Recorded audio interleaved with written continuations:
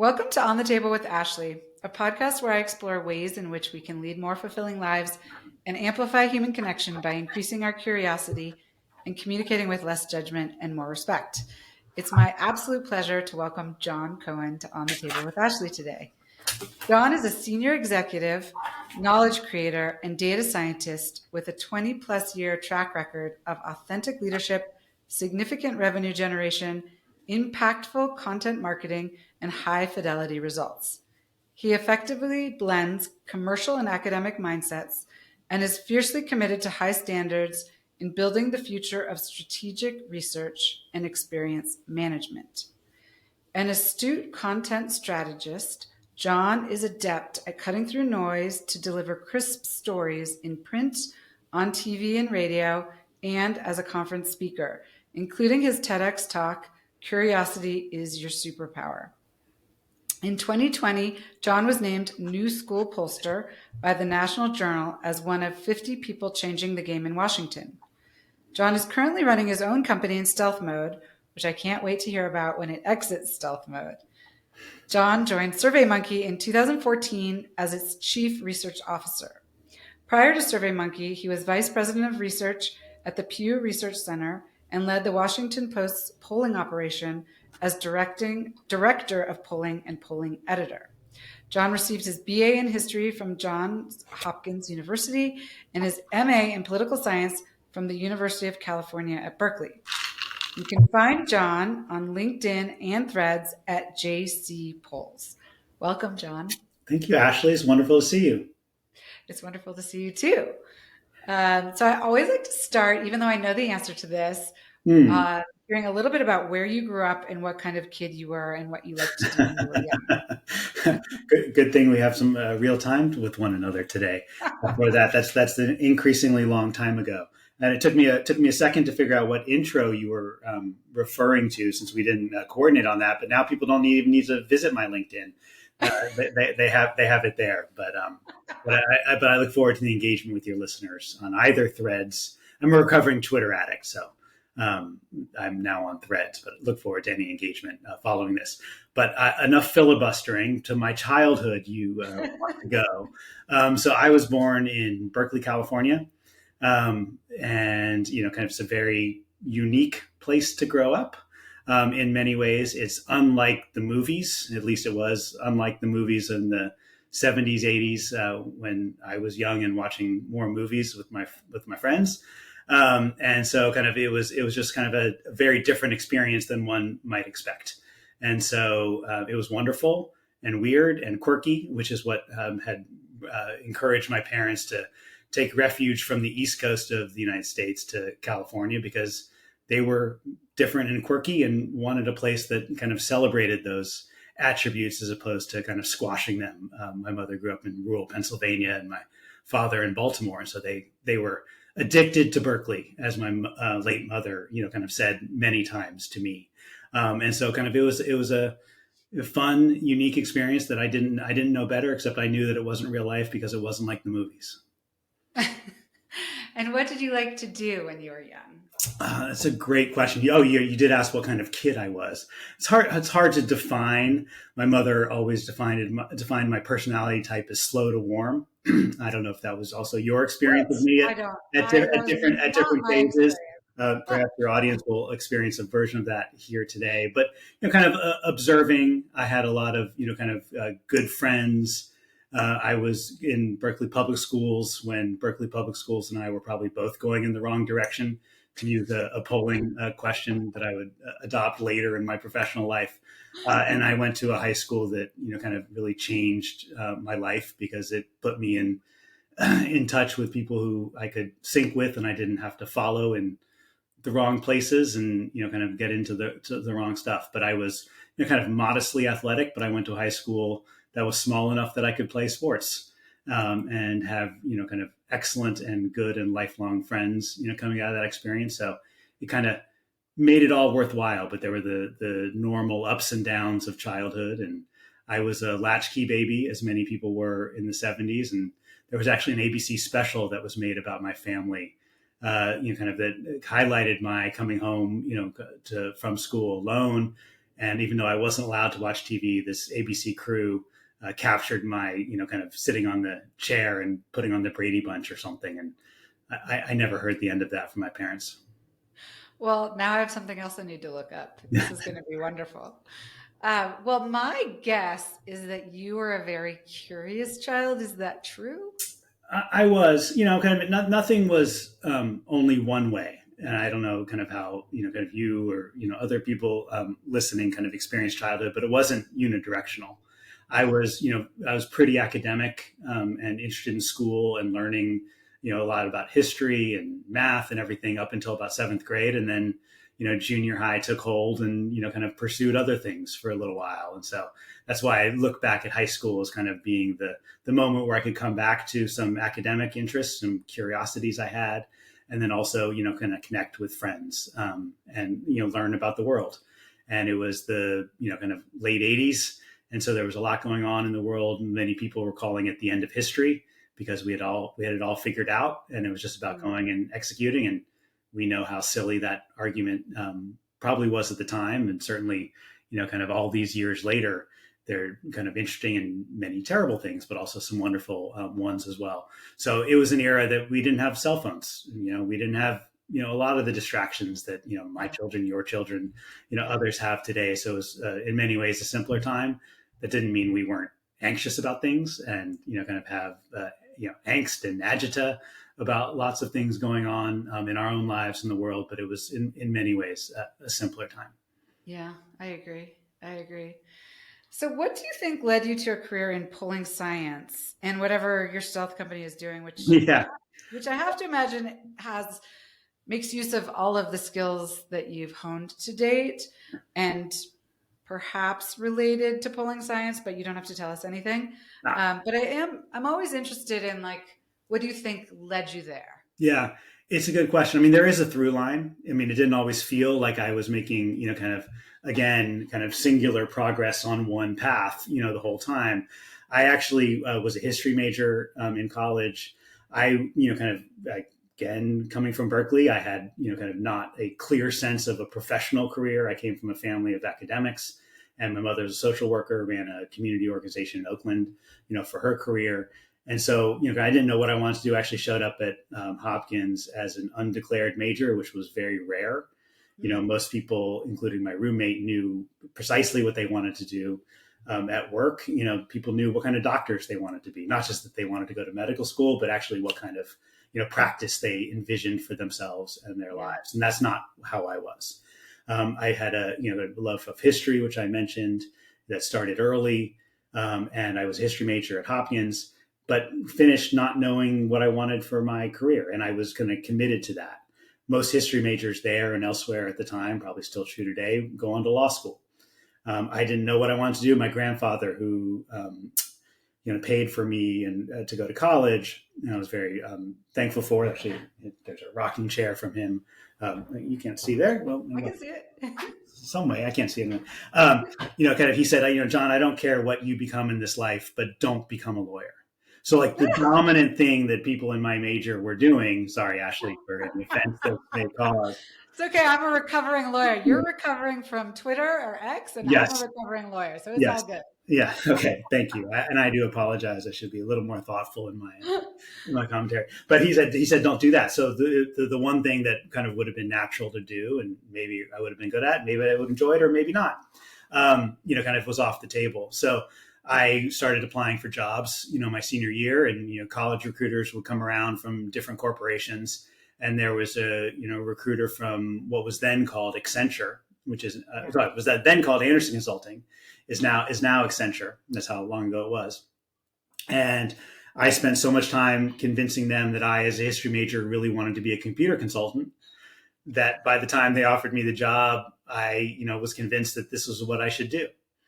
And so I took that job, much to my parents and grandparents. I don't know if it was annoying. They were annoyed or disappointed because they just envisioned a life of grad school and academics. And here I was going to be, coding computers.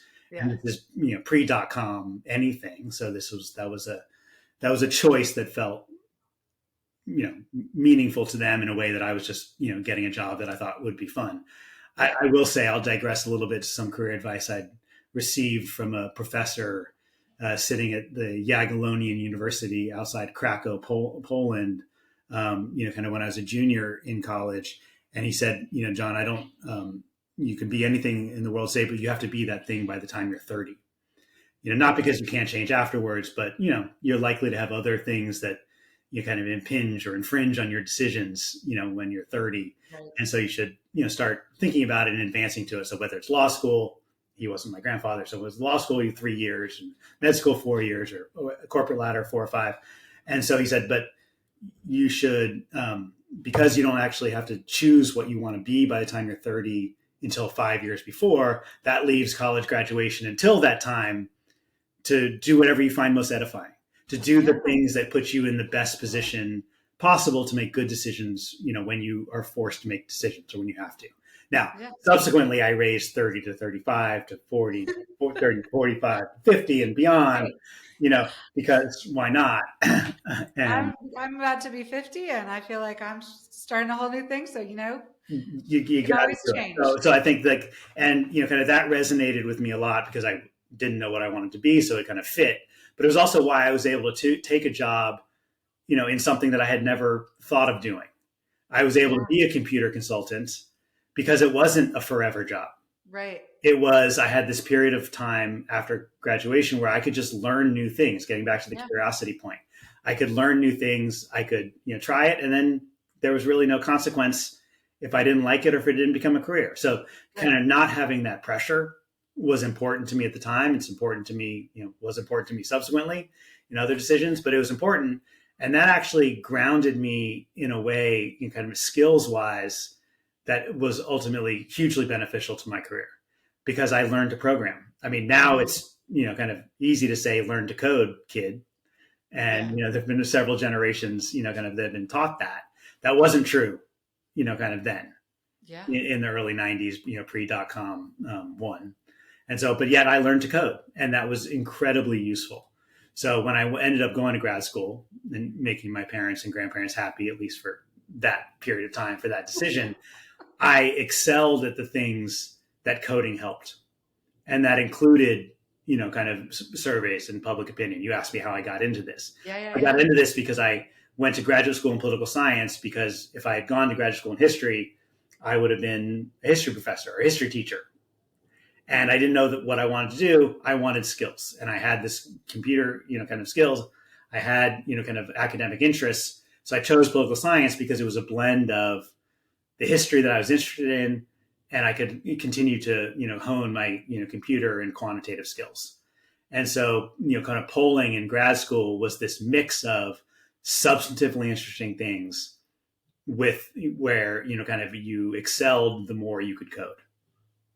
So did you take in grad school, did they have classes on polling?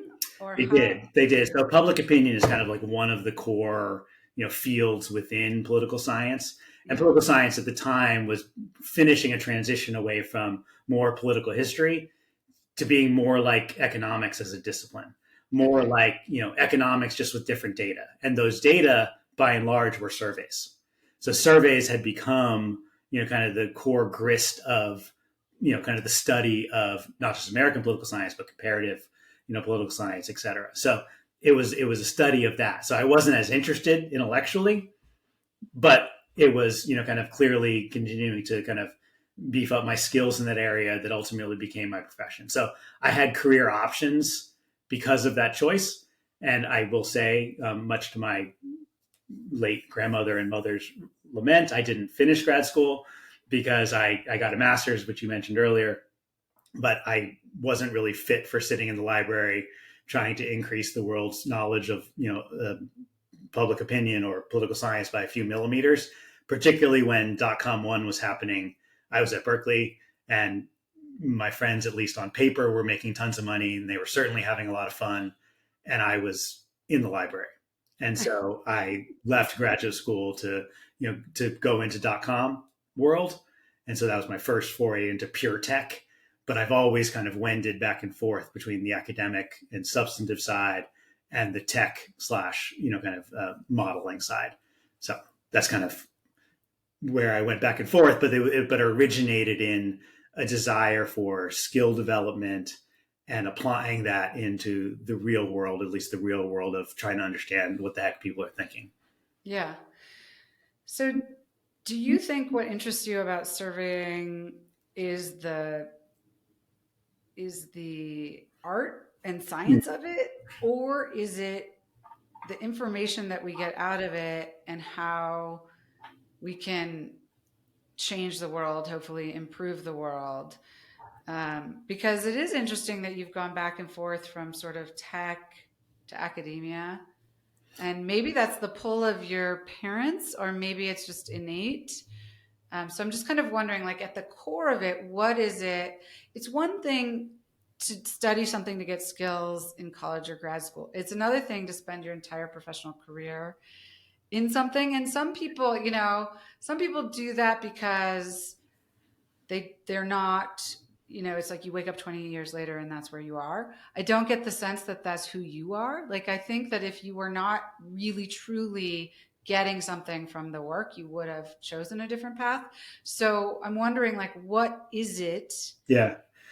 Well, I will say it's all of those things. Okay. And I think it's been important to me that it has been all of those things, because every day is different. And if it had only been a substantive interest, or if it had only been a quantitative one, or even a process one, because I will say one of the things that constantly annoys me in all the jobs that I've had is how kind of inefficient things are. Yeah. And so so it could just be a desire to make things easier on myself and others I work with, plus the substantive interest, plus the kind of curiosity about, like, is there just a better way to measure something? So Yeah. I would say some days, some weeks, some months, some years are more of one of those three things than another. But it is important to me that I have the blend. And it's ultimately why, I'm doing what I'm doing now, running my own company, because, I just got annoyed. I'm annoyed at the trajectory of the industry. And, kind of, I have ideas about how to change things. I can be grandiose and talk about, how that changes things for bigger things than just myself. But it also, like, I have a bunch of ideas and I want to see if they're any good. And I've had a great opportunity at a lot of wonderful institutions that you mentioned to do a lot of great work that I'm proud of. But at the end of the day, if we're going to really make a difference, we got to try some more radical approaches. And so that's kind of what I'm focused on now. But it is still a blend of all of the things you mentioned. And it's motivating. And when you say make a difference, do you mean in your field or in the world, or both? Um, I mean, both. I mean, I don't really talk about in the world. The world is too big and too, but I do think that there are, I think part of the problem that we see in so many domains today is that the information that we're making decisions on is just plain bad, Right. or manipulated. And Right. that's beyond annoying. And I think It's that is, troublesome at a minimum. yeah. And I just, so I look at a lot of opportunities to just inject good information in places. Now, I'm not so naive to think that just because you have good information that people will make good decisions, or that even that there's a good decision to be made. I think Right. things are inherently complicated, and but I think to the extent that you can take bad information out of the hands of malicious actors, we have the opportunity to be better. And I think so. Again, I don't talk about changing the world because I don't know that things get better. And I certainly don't think that just because you have better information, again, kind of that we have better outcomes. But I do think it's an essential ingredient. And so I try to work in areas, where I can at least test that. Well, I think that is a goal to make the world better, personally, and I do think that starting with real information is an essential starting point. So, of course, you can't be responsible for everything that comes after, but if you could help with that piece of it, that would be a major gift, I think.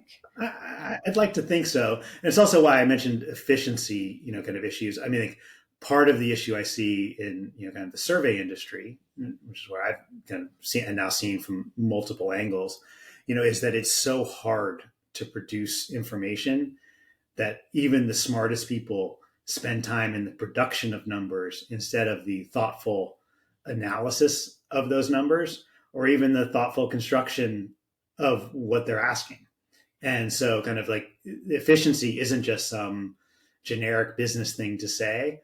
It like goes to the heart of the matter, because we'd be better off spending more time on what questions are worth answering and what should we do with the answers that we have.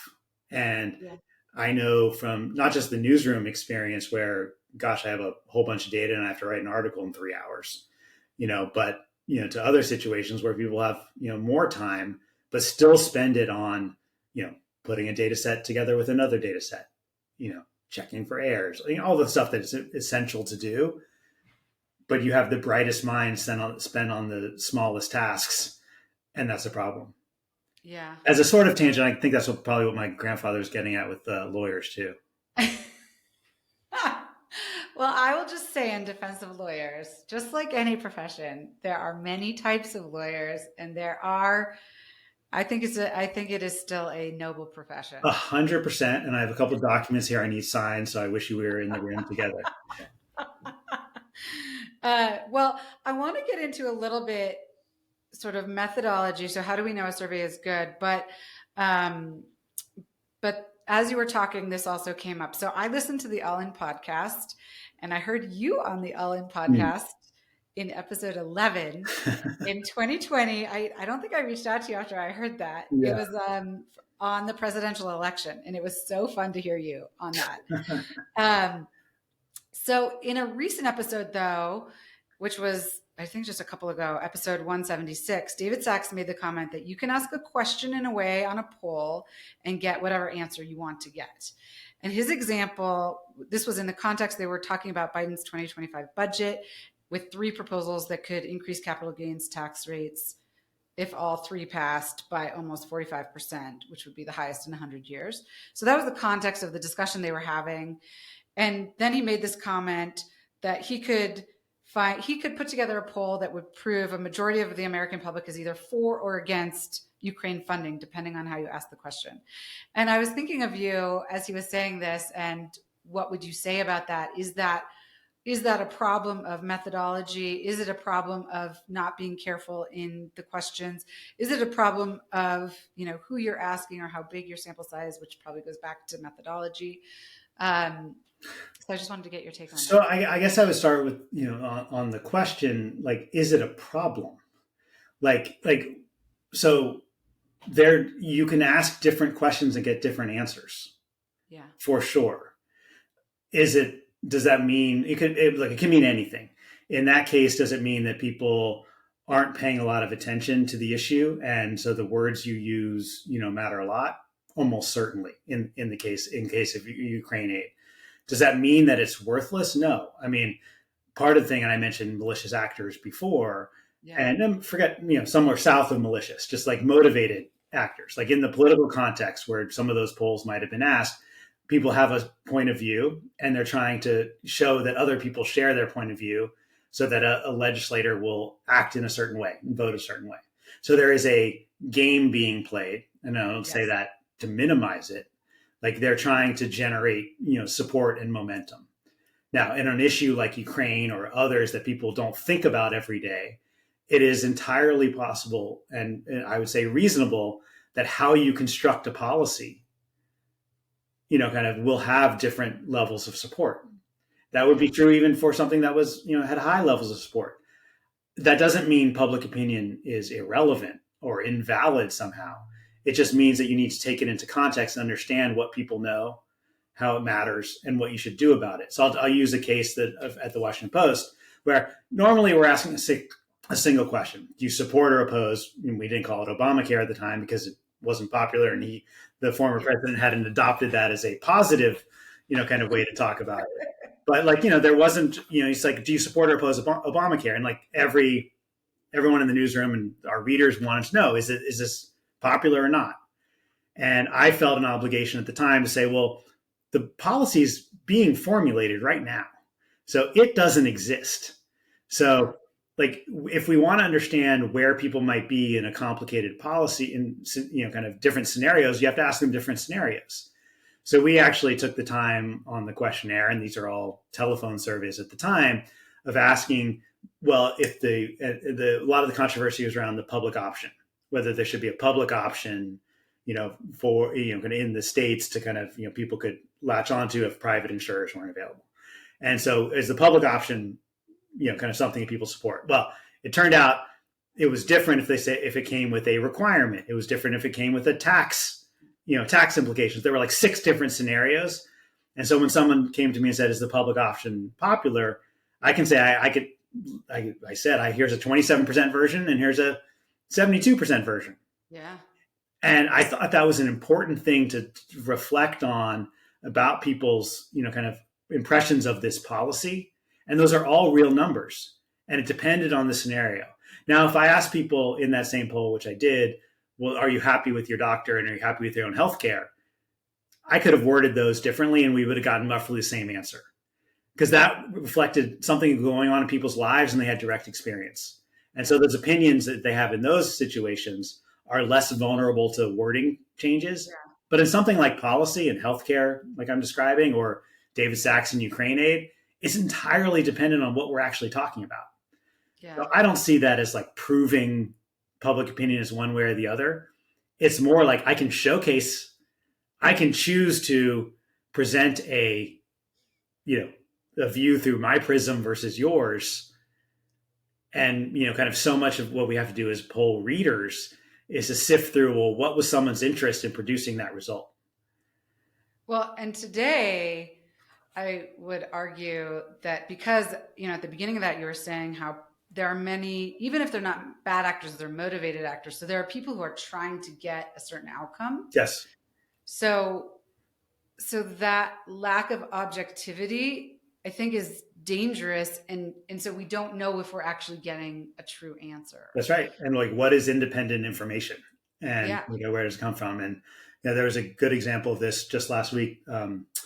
A questionnaire experiment, I think in a Harvard poll, asked, about the Israel-Gaza situation, like, do you support a permanent ceasefire? And it was like roughly 70% permanent ceasefire. Yes, support. And then the question is, do you support a permanent ceasefire if it means the Hamas stays in control of Gaza and the Israeli hostages aren't released? And it was 70% no. Now, that's, a permanent ceasefire, at least as, likely construed, also implies what was included in the second question. Right. But you got diametrically opposed answers. Now, is one right or one wrong? I mean, it just points out it showcases kind of what people don't understand and don't know, and potentially how dangerous, an answer could be if it's not understood in context. Yeah. So, and then it gets to, why are we asking the question and what matters? So, and this is, I don't know the answer to this, but for some issues, then I would think, okay, what if we're talking about the American public? It matters what the American public thinks on an issue like, say, abortion, because policies, our lawmakers are supposed to represent us. It's important for them to understand how people are feeling. But for something like a ceasefire between Israel and Hamas and what happens in Gaza, I mean, you could argue that the American public has less of a relevant opinion about what the right outcome is in another part of the world. Although, of course, there are political and economic repercussions in the United States. But to me, those are very different. And so asking those questions, like who's asking the question, for what purpose, and how are we using the data, are all really important, I think, questions that we don't probably think about enough. I think that's exactly right. I mean, you said the most important word to me, which is like understanding. I think it is unfortunately rare today to do polls, in service of understanding, as opposed to in service of, kind of showcasing. And kind of like most of the global insights industry doesn't care about understanding.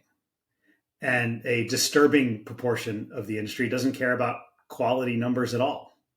It is about the production of numbers that show we're right. Is the production of numbers that fill a chart that we've been looking at for 30 years. Yeah. And so it is a small proportion which I hope to expand over time that cares about quality. And then within quality, there's a kind of a sliver that is about genuine understanding of public opinion. And it's like, now, again, I'm not saying you should only be after true understanding, but I think that is the main goal. It's been my primary motivation, is like, there needs to be a value other than we produced a 17% or we produced a 34%, that we actually understand ourselves better and we understand the world a little better. And that's kind of the ultimate motivator, for my career, which you talked about, but also why we should do this. And I think it's essential to do this, whether it's a democracy as ours is for the time being, or, or non-democracies. You have to, or companies, you have to know more about your constituents, your stakeholders, and however you're trying to govern, that knowledge is important. So we should try to go for knowledge, not just like showing that we're right. So I do want to talk a little bit about methodology. So how do we ensure that we're getting it right? Yeah. Because I also have this just huge concern that anybody can put out a poll and then anybody can put out the results, in quotes, of their poll. And that if the poll is not done in a rigorous manner, and if the results that come out of it are therefore not rigorous, and then they are published and picked up by news media and sensationalized, and then in some way can become the real result because people then think this is the real result. Yeah. That's a very scary, and I think this is probably happening all the time.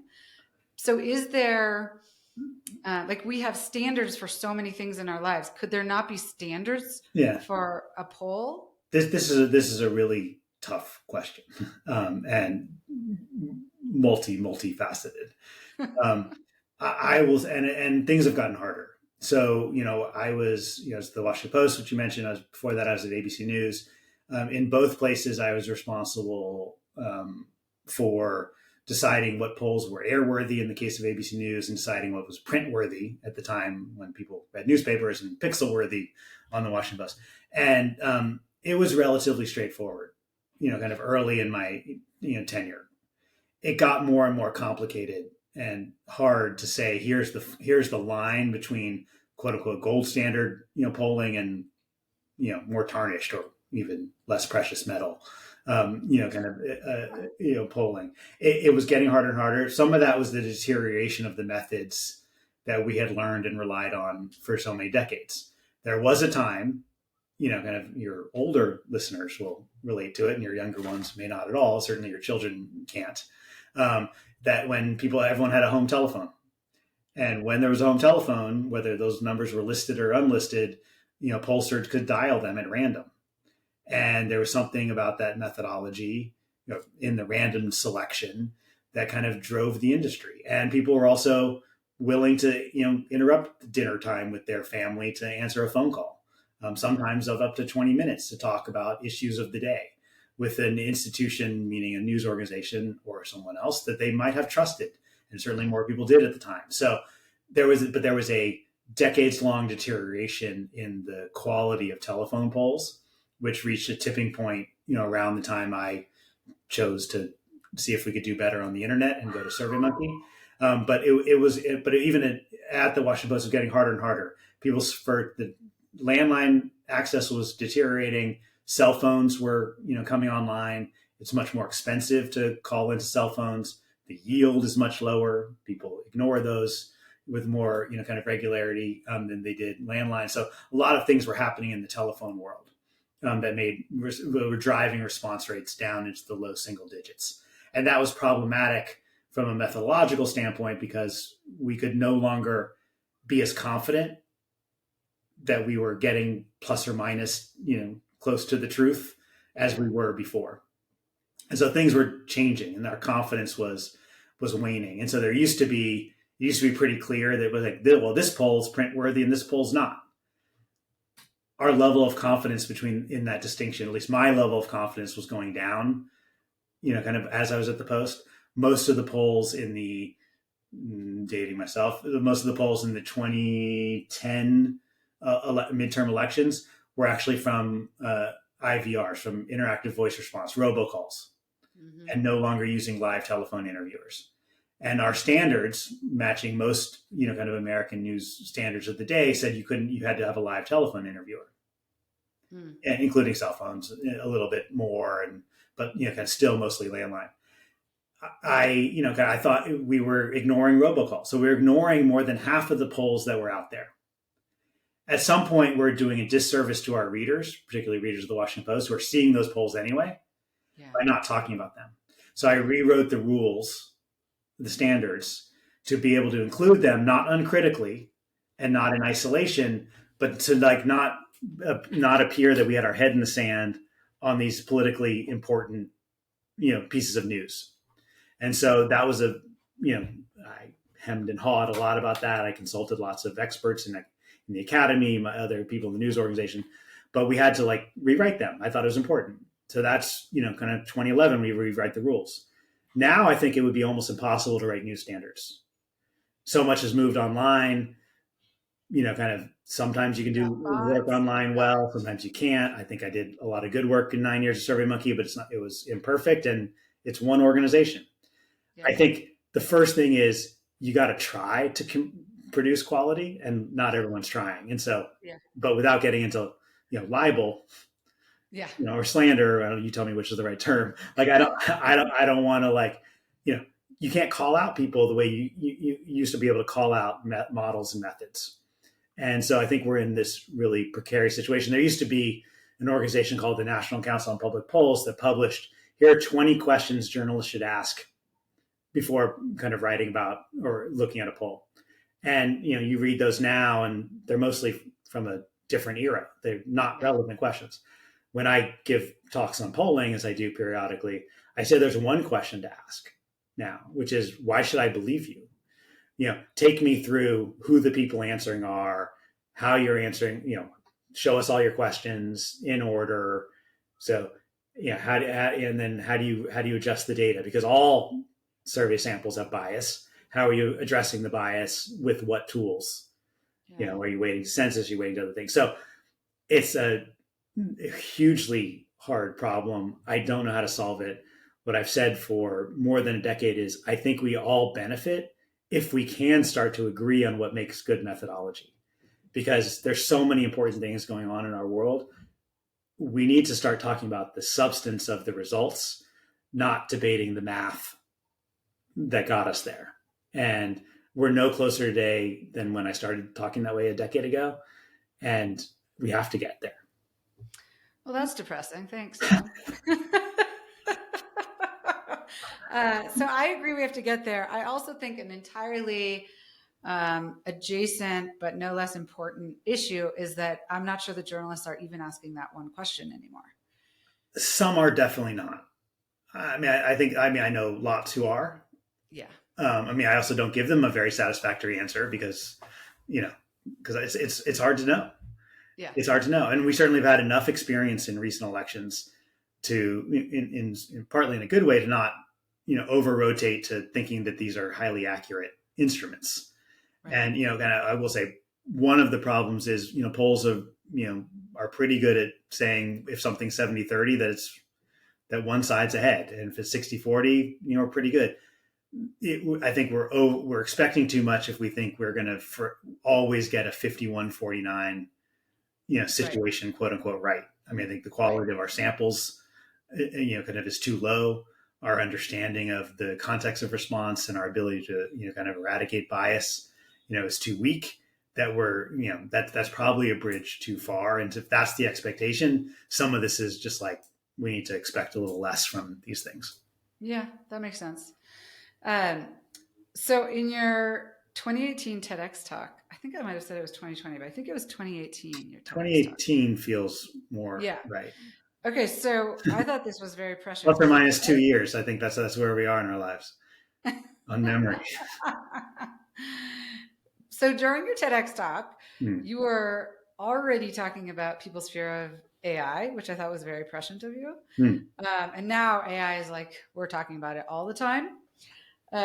So you noted in your TEDx talk that curiosity um, is a thing that a computing system will never have. And it's part of why it's our superpower, which is Hmm. what your talk was about, which I could not agree more about. And in Super Forecasting, I don't know if you've read this book, but I just read it by Philip Tetlock and Dan Gardner. Sure. They describe how a combination of humans and computers competing as teams can sometimes beat humans and machines separately. So I'm wondering what role you think computing power and AI have in surveys and polling in the future, and could that help with what we're talking about in terms of determining whether a poll is actually Hmm. a good poll or a bad poll, and or giving us a better, better data, analyzing analyzing the data and giving us a better sense of an outcome. Yeah. Thank you for reminding me of that nugget from the TEDx talk. I'll have to go back and kind of study that in more detail. I'm glad that I still agree entirely with how you quoted me. So that's that's encouraging. I think AI's. I don't know what your experience is. I'm curious about that. There I go with the curiosity again. I think it's an amazing workflow enhancement if you know what you should do and if you know the truth. I think kind of we talked about misinformation earlier. Kind of my experience with AI, which matches many others, is it's amazing and completely unreliable. And Current, it's what's that? currently, Currently, and it's much better than it was a year ago. But the amazing part of it is if you have if you have that familiar middle school, high school, adult life problem of staring at a blank page and wondering what to do, it's amazing. right? Right. And so kind of as a first draft of anything, it is terrific. And so kind of one of the things that my company is doing now is taking what AI is terrific at, what where it clearly excels, and using it, but using it appropriately. And therefore, and I think it only works in the way that we're using it because we also know how to use the output and to not kind of trust it too much. So kind of like we use it appropriately in a limited way, much like I talked about kind of incorporating robopolls into our analysis kind of more than a decade ago. It's like using them as data that has an impact on what we're trying to study, but not over rotating to thinking that it's the truth. And so I think about the same way, about so right now for me, AI is about workflow, and I talked about efficiency. It's about making things that we know how to do well, just making us better at doing that. But I think some of the ways that it's being used in market research today is probably inappropriate and will lead us to worse outcomes. There's a whole movement around synthetic respondents and saying, well, there are all these problems. You mentioned bots. As an aside, there are all these problems with respondent pools. So there is a movement. There are people who say, forget actual people. Let's just ask AI these questions. And Mm. I think that is problematic. Again, helpful for workflow, problematic for results. And, kind of will lead us to, kind of more kind of average thinking in a probably a dangerous way. But I think that we could sort of take our innate curiosity as humans and using AI as a tool, for example, and maybe not today, but in the future, put the results of some survey into AI and say, poke holes in this based on the the data from from the last Sure. however many presidential elections, or it could be more localized of an issue, and I think that could be really interesting. I think I can tell you it's amazing today, Okay. and we can talk offline about that. I think it is incredible. I think the essential ingredient here for people. I mean, curiosity is, almost the headline of it, but underlying it is critical thinking. And the reason why AI, kind of is great is if you understand that when the results are great and when they're just like piss poor or anywhere in between. And so like the only thing that I ever thought was worthwhile teaching, kind of when I was in grad school teaching undergrads, is critical thinking. Like everything else is just, detail, the subject matter, the data set is like, can you think critically about something? And so I think that's only more important when results are so easily, kind of easy to come by, is you need to think critically about what you're looking at and how it makes sense. And so, I think what you're describing is kind of, can you come up with, give me, 15 ideas, show me 15 of the most, critical data points coming from this collection of information, and, give me some ideas about why it might be so. AI, fantastic. Yeah. 2 of those could be like batshit crazy. Right. And completely illogical, but might make sense in some, kind of some model correctly put them out. And so, kind of, I do think that interplay between what we bring and what computers bring, I think it's awesome. I mean, in some ways it kind of, to the extent I didn't think there was a through line through my career, starting as a computer consultant to now, like now it feels like I knew what I was doing all along when I 100% did not. So I couldn't agree more about the critical thinking. And actually in reading the Super Forecasters book, they talk about our mental universe. And this is a quote from the book. And I thought this was so interesting. And it's also, I think, a huge problem. But in describing how we think and decide, modern psychologists often deploy a dual system model that partitions our mental universe into 2 domains. System 2 is the familiar realm of conscious thoughts. It consists of everything we choose to focus on. By contrast, System 1 is largely a stranger to us. It is the realm of automatic, perceptual, and cognitive operations. We have no awareness of these rapid-fire processes, but we could not function without them. System 1 comes first. It is fast and constantly running in the background. We tend to go with strong hunches. System 1 follows a psychologic. If it feels true, it is. Often, System 2 doesn't even get involved, to the point that Daniel Kahneman gave System 1 this label: what you see is all there is. And a large reason that I started this podcast and my company, Amatond, is that I see in our society how System 1 seems to be taking over so many aspects of our lives. And it's harder and harder to actually like engage System 2 and get to critical thinking. Have you seen an evolution in that? And do you have any ideas on how you can actively work to engage System 2 in your polling? Like get people to think beyond, this is what I feel, and actually, wait, what do I think about this, and why do I think it? And do you bring any of that into your personal life as well, and have any more tips on like, how do we get to System 2? It's a good question. I mean, I'll go back to something I said about, the focus on efficiency in this work, so that people have, they can take more time to ask the thoughtful question, and they can take more time to do the analysis. Yeah. Because I do think there's something about the tools that we have, and this is an industry, the global insights industry, that I think has been particularly poorly served by technology over the last 30 years. And with better tech, and I'm not one of these, Silicon Valley people who say tech is the answer to everything, but I think with better tech, you have an opportunity to focus on responding and not just reacting. So, kind of like another way to, not to get too therapeutic on it, the System 1, System 2 is like, instead of reacting, how do you respond? And, kind of like, so one of the ways to do it is say like, well, here's a more information that's contextualized, that you have the opportunity that you can access it more quickly. Because one of the reasons System 1 is faster is just more available.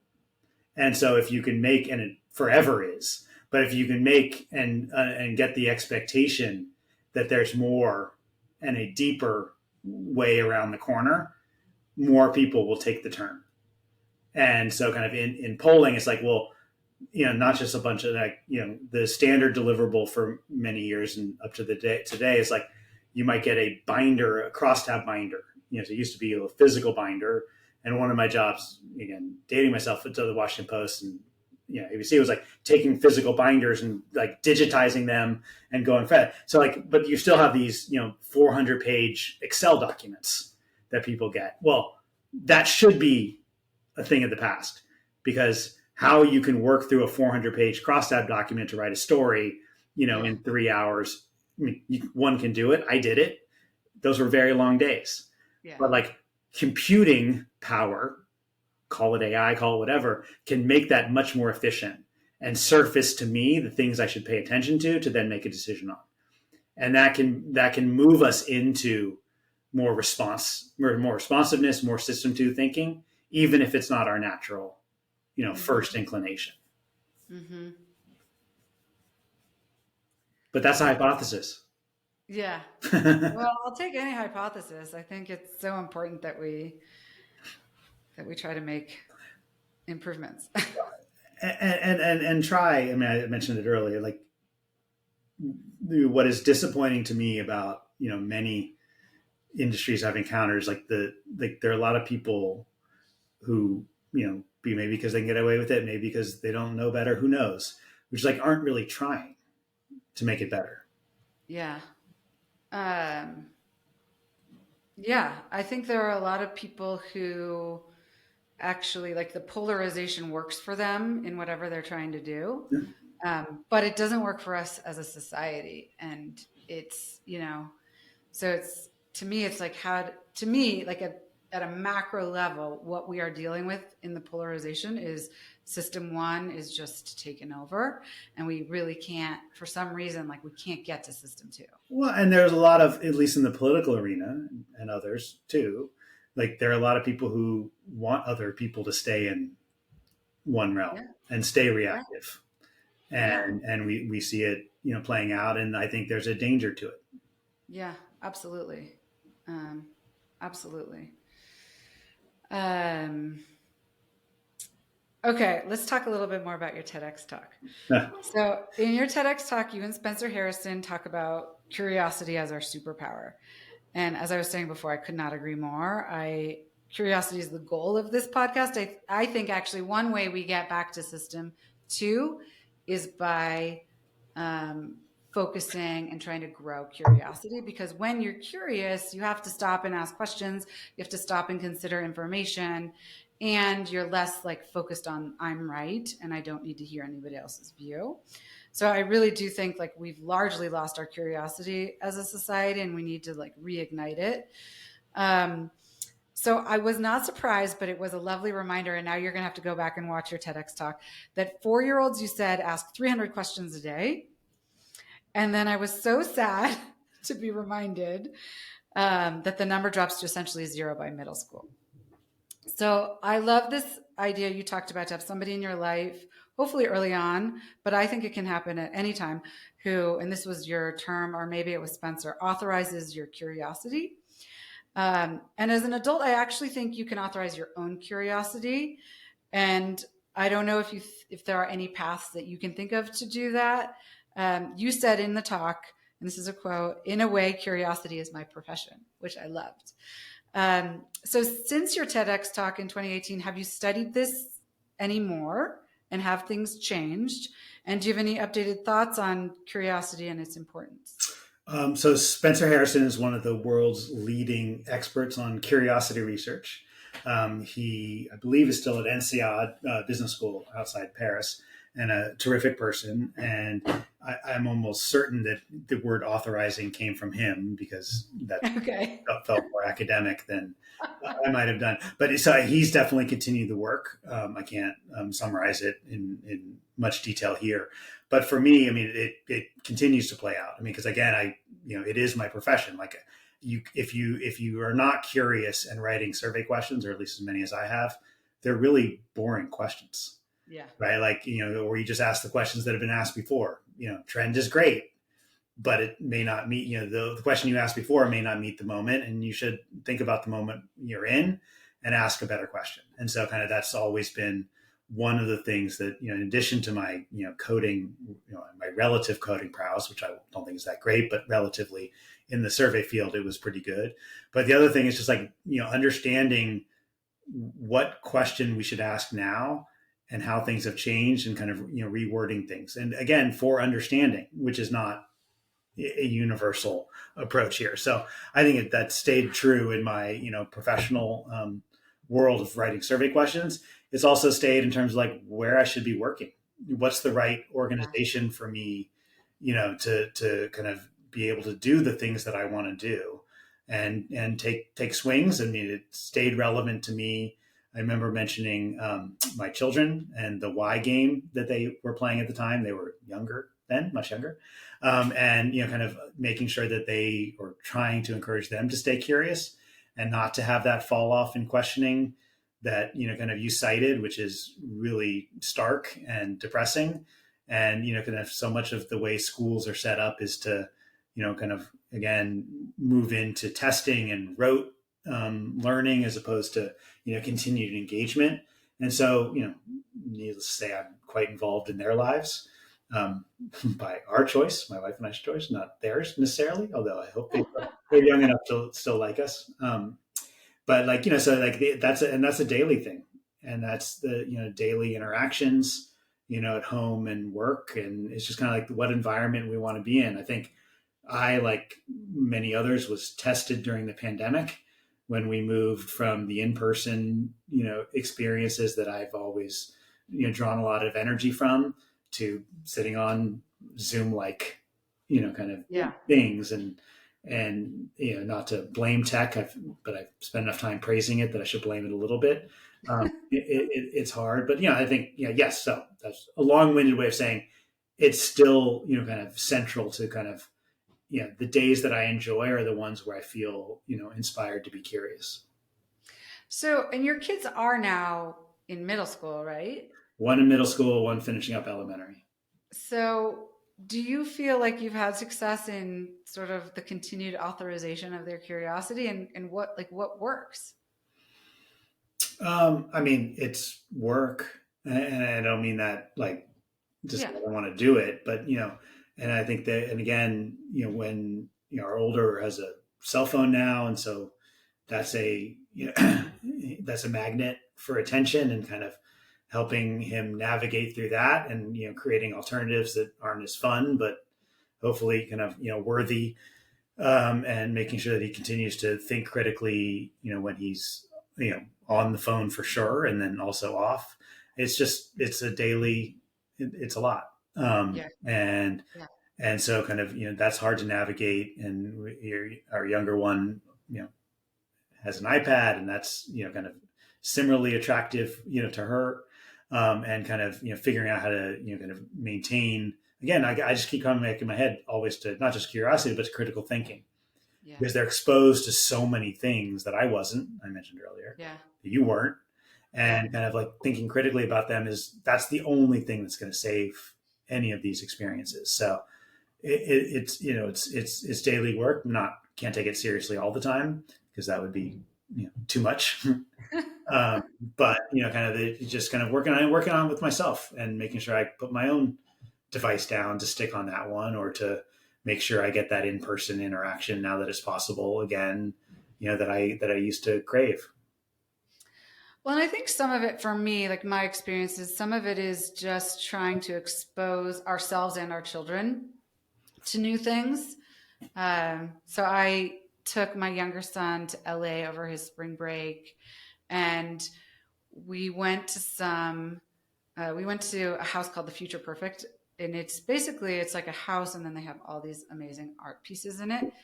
And he loved it. And he would never have chosen, to do something like that. And he might have been surprised at how much he liked it, but it made him curious, not just about the art and the artists, but about the business model, and like, how does this work? Yeah. And how does the person who started this make money doing this? And how are they, supporting artists doing this? And it was really cool to see that. So I think sometimes it's just like exposing them to things that are outside of their sort of normal everyday I think that's 100% correct. And so now I want to go there in LA. Um, You have to go. but no, I think that's absolutely right. I mean, I think it is getting out of the everyday and showing something new, and some things will stick and some won't. Yeah. But we live in suburbia, and I live in a place that I grew up hating. I grew up in Berkeley, as we talked about. I hated Palo Alto. I hated everything about it. It was the suburbs, and it was this kind of boring, monotonous life. And in some ways, it is. In some ways, at my age, that's just fine, and Yeah. it's quite lovely. But like even here, like we have to get the kids out of here, Yeah. and this is a wonderful place to be. I think it's a great place to be a child. But like we go back to Washington D.C., we take them to New York, we've taken them on trips, and again, more meaningful as they've gotten older. But Yeah. some of it is just exposing them to different kinds of people, and kind of getting them. Absolutely. Everyone has a bubble, and child is Yeah. a bubble in different Yeah. ways, and kind of getting them out of that has been essential. And then talking about it, and like my wife, kind of who's been on your podcast, from the news business, like we talk to them about the news, and it's talking, and sometimes they're interested, and sometimes they're not, but it's engaging them in more about life than just themselves, which is not a natural inclination at 12 and 11 or even older, but kind of something that we think is critically important. Yeah. And I think, at least my hope and my belief is that even if they're not outright focused and like into what you're talking about, through osmosis or through like it's getting in there somehow. The things seep in. Yeah. So again, like don't always look for a reaction or even a response, but like they're listening. Yeah, exactly. Exactly. And hopefully as we put more truth into the world, people will listen to. But maybe that's sometimes that's too much to hope for. No, I think you can hope for that. I say let's hope for that. Okay, I'll hope for it. So hope is the last thing you should lose, right? Exactly.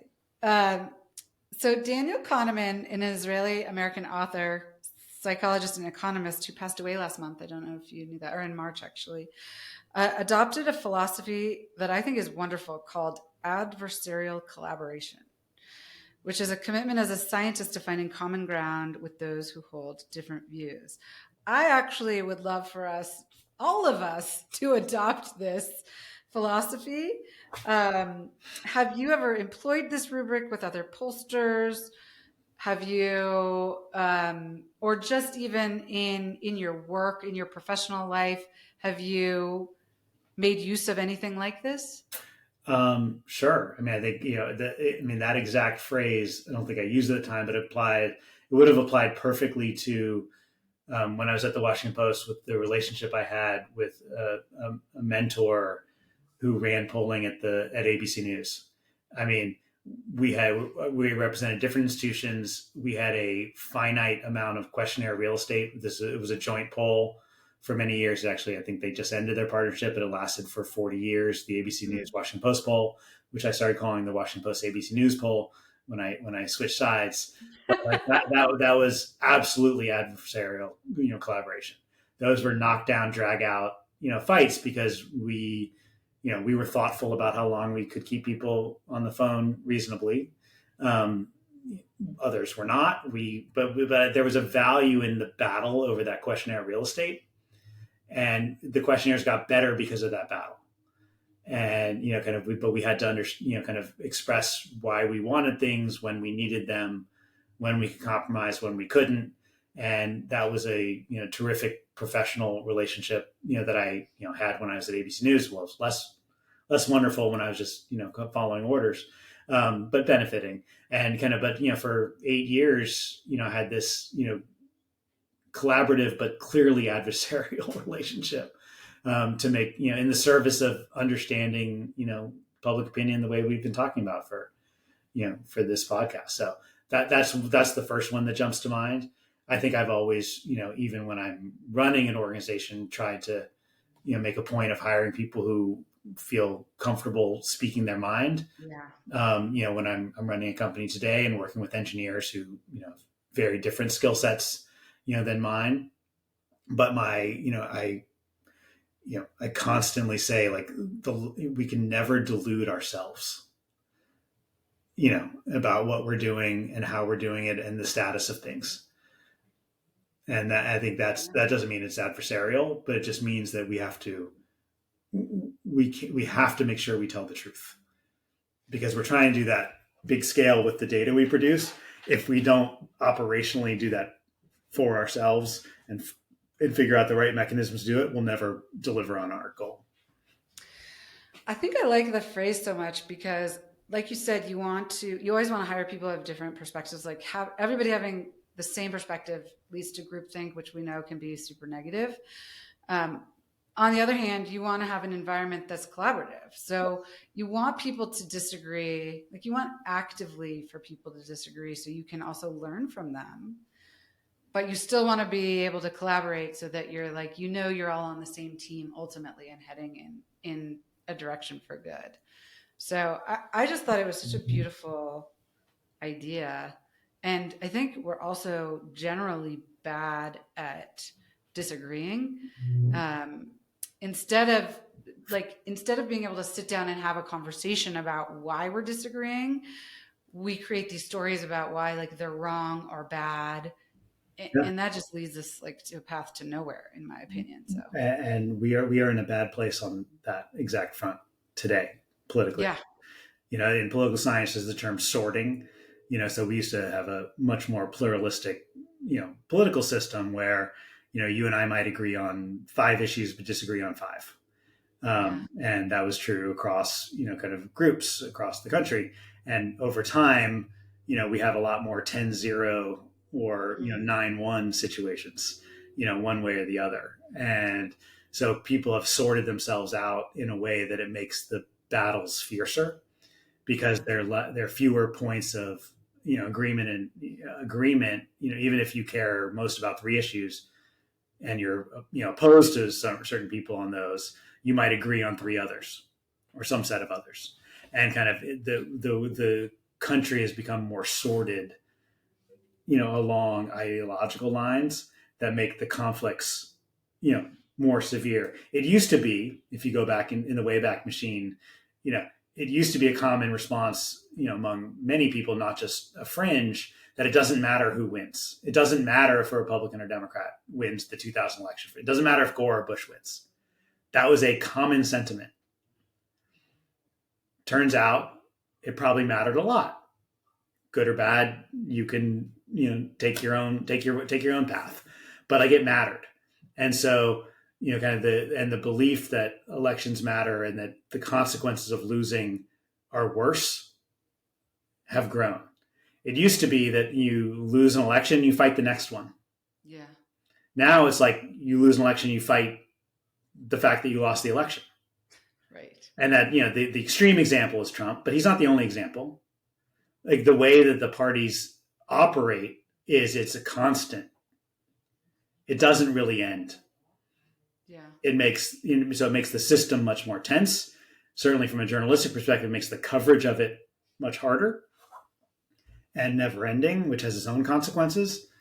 But it's a tough cycle, and it's tough to see how we end it. Like the only, kind of, rays of hope, I think, are what you're describing, which is like, can we disagree better? Can we create the mechanisms where that can happen, the environments that it can happen, and then hope for the best? Because even if we do all the right things creating the environments, we don't know what the outcome is. Right. I'm just convinced, and many others are, that unless you do the basic work, you'll never get a chance. So I agree with that. But when you say that it used to be like we might agree on 5 issues and disagree on 5 issues, and now it's sort of like 10, to 0 or whatever, is that really true? Like, it's hard for me to believe that as Americans that we don't actually agree on a lot. Like, I think we actually agree on more than we think, even when we disagree on some big, top line issues. But I think both things are true. I think on some big issues, the agreement is actually more pronounced than the coverage would lead you to believe. Okay. And that we focus on the extremes, for coverage reasons, because they're louder, whatever. or more politically relevant, or more represented in Congress, with polarized Congress.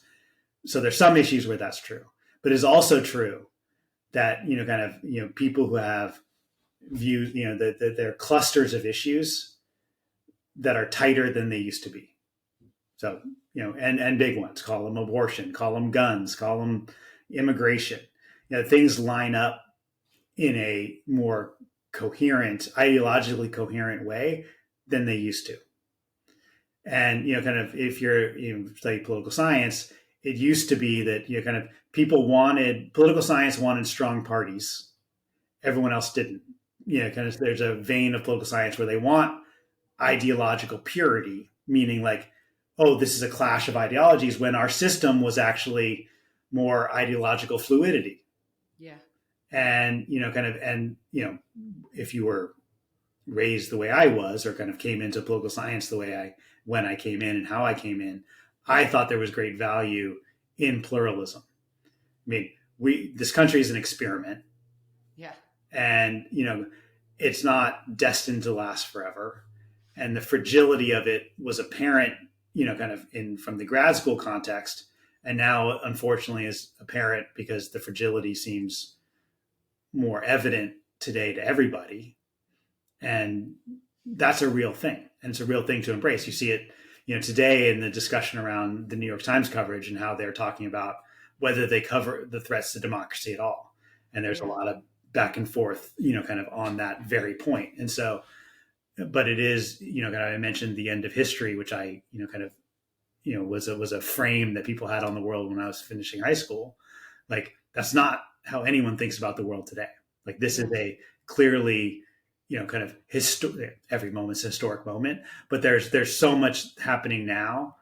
We don't know where it goes. And we are either at a better place or a significantly worse place. Yes. How's that for prediction?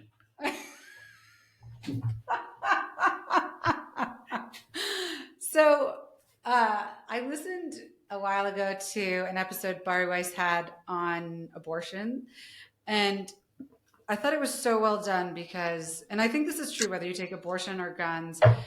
So you say one of those topics and you could say, okay, you have, Democrats on this side and Republicans on this side. But she goes into, and the guest that she had on goes into a lot of detail about, like, abortion is not like a 0-1 issue, right? There are a lot more people who would say, okay, context matters. Like, if you're really going to get into it, like, what is underlying, the request for an abortion, and that if it was, if there's a health issue for the mother, or, if there was, a violent encounter or something, that people would be more inclined, even if they technically sit on the, I'm against abortion.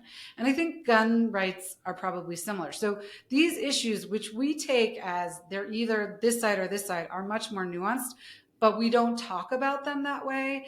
And in a way, maybe politicians don't want to talk about them that way because they want us on one side or the other. So I think that there's potentially an avenue there. Like, let's be more nuanced and let's get deeper into the conversations rather than just like on, the top level. And maybe it becomes more personal, like somebody in your life that who has gone through something, and you can understand it through that lens rather than just saying, like, ideologically, this is where I am. And then the other thing is, in watching like RFK, and, obviously he's not going to be our next president, but I think it's been super interesting to see, like, are we getting ready for a third party? And is there perhaps a way to get less ideological on either side, less polarized, by coming together and having some third party that sort of takes good from both? I don't know. I have some hope for that. Okay.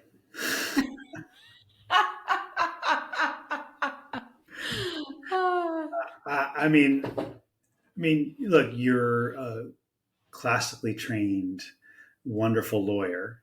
Like, the system, a third party in our current system is doomed to fail. And so, you can't, you can't pin hopes on a third party changing the dynamic. The only way to change it is to change the system. And so I think the rules would have to change. Their states experimenting with ranked choice voting. They're kind of changing rules around gerrymandering. Like, I think the states as the laboratory for democracy, as Brandeis said so long ago. Like, there are structural reforms that can happen. They happen over a long period of time, and whether or not we are capable of kind of effectively rewriting the Constitution and starting at the states and going to the federal government, like, we'll see. But I think that there's a lot of reason to be hopeful from the ground up. I think with a lot of work, and kind of there's some ways that the two parties themselves can change, if in fact they can admit to losing when they lose and therefore change. But I think the third party option is not going to work, and becomes a distraction, because we pin false hope on it. I mean, I'm not singling you out. Yeah. But I just think it's not going to work, and therefore we should put time into things that have a higher, meaning non-zero, probability of succeeding. Well, maybe the hope is that so many people opt out of, or I should say, enough people opt out of voting for one party or the other, that those parties have to really take note and make changes, right? Because they're concerned about their ability to win the next time. So it's putting pressure on the system. It may not be directly through a third party, but it's putting pressure on the system that is not working, I think. I mean, mandatory voting. I mean, I'm not necessarily saying that's the answer. That's what Brazil does. That's what Australia does. Like, there are other approaches. If you think it's about people's participation, there are ways to address it more directly. Than this. I mean, I also kind of believed, and may or may not still believe, I just haven't studied it closely enough, that the two-party system was critical to this country's success and the experiment, of this country. And I don't think that the parliamentary system, or I used to have stronger views on this, and again, I would need to study up more, but I don't think a parliamentary system where you had the possibility of having fringe parties, effectively be the deciding vote, kind of in certain circumstances, is right for a country of this size and this diversity. Yeah, no, I think that's very, very fair. And it's always easier to say something's not working than to find a solution, which is what I'm doing. So that's. I mean, the appeal is clear. Like, things seem pretty messed up, and I think that the answer is, and this goes to kind of what you're building. The answer is through collaboration and making that more honest, and also more frequent, and across different domains. And the fact that the sorting has happened not just politically, but we are more segregated. And I don't just mean that in a racial sense. We are more segregated, kind of with one another, from one another ideologically. And the news, the deterioration of the news business hasn't helped this. Like, we all listen to different things. Kind of we're exposed to different things, different cultural touch points. So I think it's going to take a lot of work to bring it back, and there are a lot of forces pulling it apart, and so it's for our children to solve, but we'll still try. Jon, stop depressing me. We can talk. We can talk again after the election. A different view. Okay.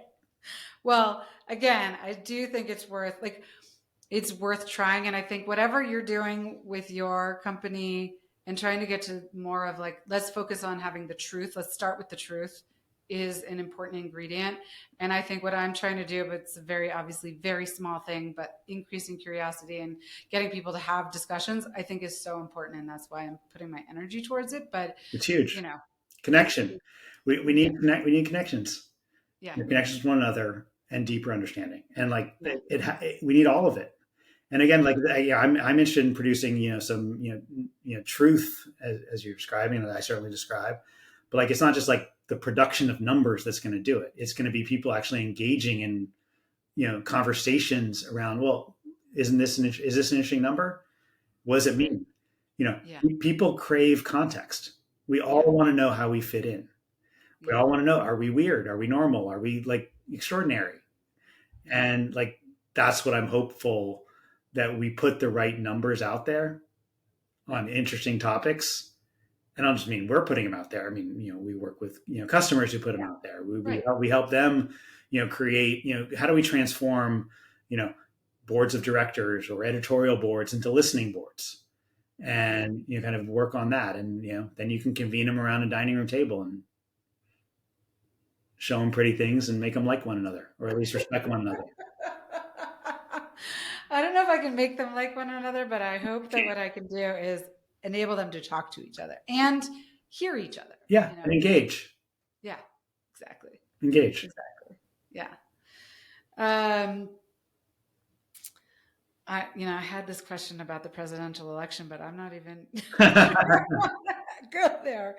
But let me just ask this question: what are your predictions for the upcoming presidential election, for the role that polling may or may not play in shaping public perception of the candidates and the issues? I spent a career, kind of avoiding the word prediction. To my professional detriment, because people who just are willing to make predictions, and then they happen to turn out right, become famous, and right. that's a whole different path. But no, I'm into how do you tell more truth, kind of with polling, in terms of kind of how we'll poll. I think polls will play a critical role, just because they're part of the political system. They are.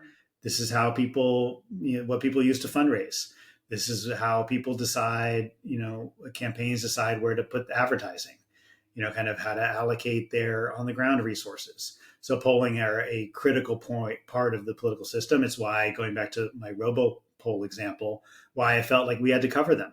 You have to cover them if they are meaningful, in the political system, and they clearly are and will continue to be. I think there are also, kind of lots of organizations, thankfully, and lots of people who are trying to understand this critical moment in American politics, and will put out polls that, kind of help us understand that. Mm-hmm. And, kind of that includes, there's a newly released, Pew Research Center with Knight Foundation effort to study the news media, that was just announced today. And the news media has a role, not just because of their coverage of polls, but kind of their own on the ground resources, and where they go and how they talk about it. So I think there's a lot of good. So I don't mean to only depress you on this front. I just think like the battle against misinformation cannot be underestimated, and kind of has to come from lots of different points. And polls, unfortunately, are part of the misinformation campaigns, but they can also be part of how we understand things kind of more thoroughly and better. The balance of those two things, I don't feel super hopeful about, but I'll try to pay attention only to the things that I think are useful. And I'm hoping that we will be working with customers who are willing to put out their stuff publicly to make a difference, in this campaign. Okay. Can't wait to see that. So let's see. Okay, and this is kind of going back to system 1 versus system 2, and trying to get to adversarial collaboration. But I thought that this quote from a study on psychology of commitment was important in order to focus on how do we change things. And this is the quote: "We tend to think of commitment as a good thing, but research has shown that commitment to ideas based on beliefs about ourselves and the world make it hard for us to change our minds, even in light of evidence that proves us wrong." And then this is one from Super Forecasting. Social psychologists have long known that getting people to publicly commit to a belief is a great way to freeze it in place, making it resistant to change. The stronger the commitment, the greater the resistance. So do you have any ideas, given your years of collecting data from humans, whether this rings true to you, and any thoughts on any progress we can make to change it so that we can be more open to changing our minds in light of evidence that we are wrong? um, I mean, I think I'm laughing because it's the essential question. The balance of evidence is people are not inclined to do that.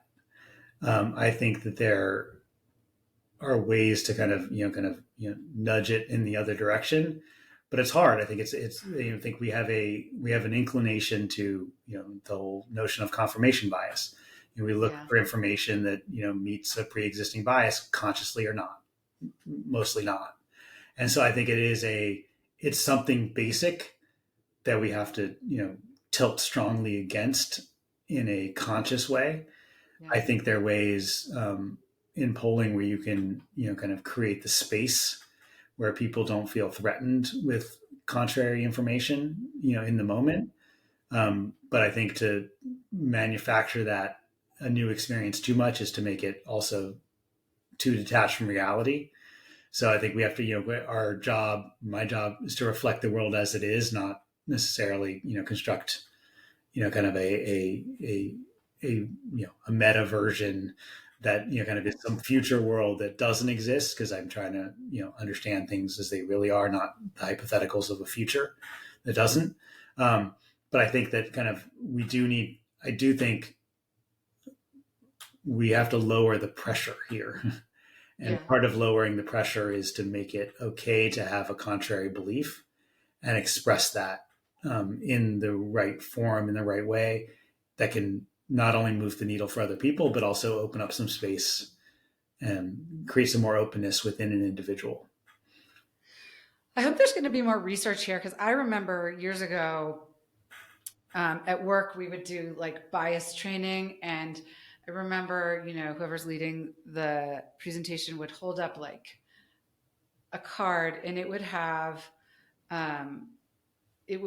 different colors written out in different colors. So like orange would be written in purple or something. And it was just to show you like very quickly how your brain has bias, right? In something that doesn't matter, right? Like it's just a factual thing. Yeah. Your brain like reads orange, but it's purple and you're not sure, like your brain doesn't know what to do. So I think we've gotten, I think, to a better place where we understand that we have bias. We generally, most of us understand that we have bias. We all have bias. And I hope that the next research will be, okay, and how do we then get ourselves to, in the moment or on a regular basis, acknowledge that bias and do something to be cognizant of it so that it's not owning us? Well, I think, I think a first step is not denying the bias. I mean, like, I don't think it's most people like to think of themselves as unbiased. So I think, yes, you're citing this research and we should be aware of this. We should be aware. We are all not. We are not all aware of this. And in fact, I think to the contrary, many people will fiercely say they are unbiased. Even toward the letters that are colored that letters are written on, like you described. Or like I think there's a notion to not only not embrace that idea, and embrace is maybe the wrong term, but not like acknowledge it, but actually push it away. Yeah. And so the first reaction is like, no, that's not me. I'm colorblind, people will say. Right. Like, well, probably not. Or right. Certainly not. Yeah. And so like, kind of what that means. And so, I mean, it takes me all the way back to the beginning of our conversation, and recollecting growing up in Berkeley, which was much more multi-ethnic, pan-religious than other places, and I not that I think of myself as a particularly biased person, but I appropriately understanding the differences, and how it does matter, and how thinking that it doesn't, rejecting the idea that it matters is not helpful. Right. No, I agree. I think I thought we were further along in people recognizing that we're biased, but I think you're probably right. I mean, you would know. Probably right is as much as I could possibly expect. So thank you.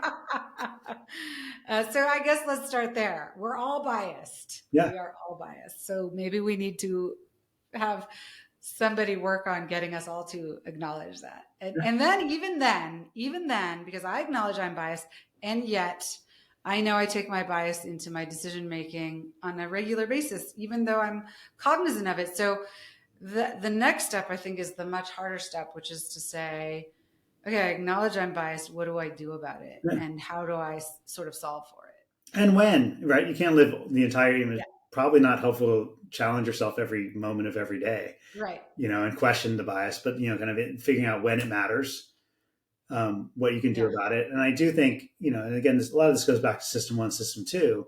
It's just like, how do you, kind of consciously engage other parts of yourself, to counter those things, or to be, and it starts with awareness. It starts with those nuggets of truth, and then how you use them. But it's just too rare, and there are too many, forces, technological, political, and otherwise, kind of, jamming us into one corner. Yeah. Yeah. Okay, this is a lighter question, but Thank you. I was just going to say, can we just can you tell us about one of the wildest or most surprising polls or surveys you've ever conducted and what you found? So, for context, again, you mentioned the places I worked. So most of the polls were serious and political. Yes. And so, kind of the surprising ones kind of aren't fun. Okay. So I've over rotated in my career to things I think of as important and less fun. So I'm sure I can probably come Your up with parents more examples. Very proud. If we come up to it, but I just get annoyed when people are making arguments that are clearly not based on data, or, kind of untrue. And, I'm recalling way back when, Ted Kennedy died and Scott Brown was running for governor of Massachusetts. And so a Republican wins, Scott Brown wins the election. And, the spin started immediately about what this meant for Obama and the healthcare and everything. And so we did a very fast survey with the Kaiser Family Foundation. I was at the Washington Post at the time. And we did a survey, spent a ton of Kaiser's money, doing a really great survey about what the voters of Massachusetts meant to say in their vote. And it was very different from what many pundits on Sunday talk shows wanted to say. Mm-hmm. And so, but we had released the data on Saturday, and we forced the debate to be about the message of the voters that the voters said, and not whatever, either side wanted it to say. And so this is a really terrible answer to a fun question, but I was recalling it the other day, and just something that felt emblematic of why I do what I do, which this was an opportunity to, and mostly it's about understanding and not influence, but I felt like people were clearly going to make shit up, and it would have real implications. And we needed to force them to actually hew to data. And so kind of that's what I try to do.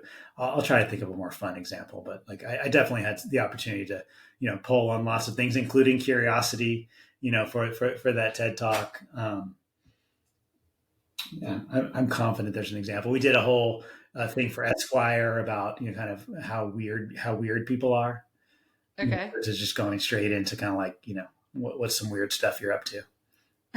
It stayed mostly appropriate. I was I'm not sure how surprising it would have been, though. Maybe not. But maybe I think for my next career move, I should focus on more fun questions. Well, I don't know. The serious ones are probably more important. So just try to sprinkle a little bit of fun. A little levity never hurt anything. It never hurt. Yeah. Is there anything we've covered a lot of things. Is there anything that I haven't asked you about in your professional life that I should have asked, or that you'd like to share? For example, when an individual is looking at results of a poll, are there things they should ask themselves?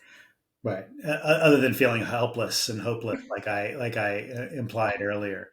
I mean, look, I think it's critical thinking. It's understanding the situation, how it relates, and did we learn anything? And I think we should put a lot more pressure on the people putting out data to explain themselves, and to also like.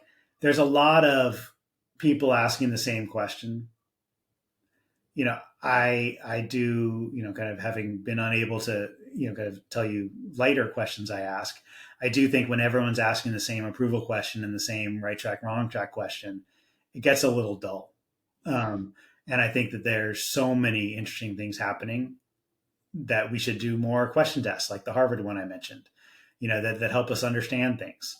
And so I look for, a level of interest and not just like the, methodological detail and whether, Biden's at 34% or 42% or somewhere in between, on approval, which, is something I care a lot about. I think if you're, super geeky, you can also care about that. But like we should ask, kind of really important questions about what's going on in people's lives and how that relates to the policies they want. And we do that too rarely. So it's too often just, again, to showcase something and not to understand it. So again, I think just like have a higher bar, ask the questions, engage the people putting out the information to, kind of talk about what it means. I'm just thinking, and maybe there is something like this already. Are you familiar with the Framingham study? It's basically like a longitudinal health study Mm-hmm. that's done in a particular geographic area. Yeah, is That, it the heart study? it's more than hard. It's basically asking all kinds of questions, the same questions that follows people throughout their entire lives. And so that later you can look at those data and you can try to understand if there was any kind of influence for disease or for other things. Yeah, Is there anything like that in polling? Like yeah, we ask the same questions every year or every 5 years or whatever, and that so over yeah. 100 years we can look at trends. Sure. Well, the census is effectively a survey. I mean, the Yeah, census, that's right. it's designed to be counting everyone by definition, but it But is it feels it's a more. survey. So there's census. There's the American National Election Study that's been running for well over 50 years now. There's the General Social Survey, which NORC runs, that's been running for a long time, that asks about societal issues. So there are a bunch of longitudinal studies. They are generally cross-sectional, meaning like they interview representative samples of the full population, what's purported to be representative of the full population every 2 or 4 years. But there are fewer instances where it's the same people over time. So some Okay. people are impaneled and that's there, but most of them are repeated cross sections. And so you get the benefit of, kind of some trended analysis, but you see less individual movement. It's just hard to do that, kind of anywhere south of a federal effort around a census or, a health study or a range of other things. But if those data exist, why don't we see more publishing on trends or, So you see a lot of that. Some of it is like they're not super long questionnaires. I mean, they're too long from a respondent standpoint, but it's right? not like all the right questions that we have of the moment. Right. So, I mean, Gallup has been around since the 30s. They have lots of trends on important questions. Pew's now 40 years old ish. There are organizations, institutions that, do trends on some things. It's just there's a balance between like, well, sometimes those questions are relevant. And when you find a question that's worth repeating from the 80s or 70s, amazing. Right. That's Right. great. We get a great comparison for our, about our understanding of how things evolved over time, like gay marriage. Right. We have a Yeah. trend line on gay marriage that actually moved more than any policy thing has ever moved, Yeah. kind of as the politics of that changed, but like it's there, but those are more limited, and Okay. like the balance of production is in the moment. How do I influence a campaign today versus like how do we understand things over a long period of time?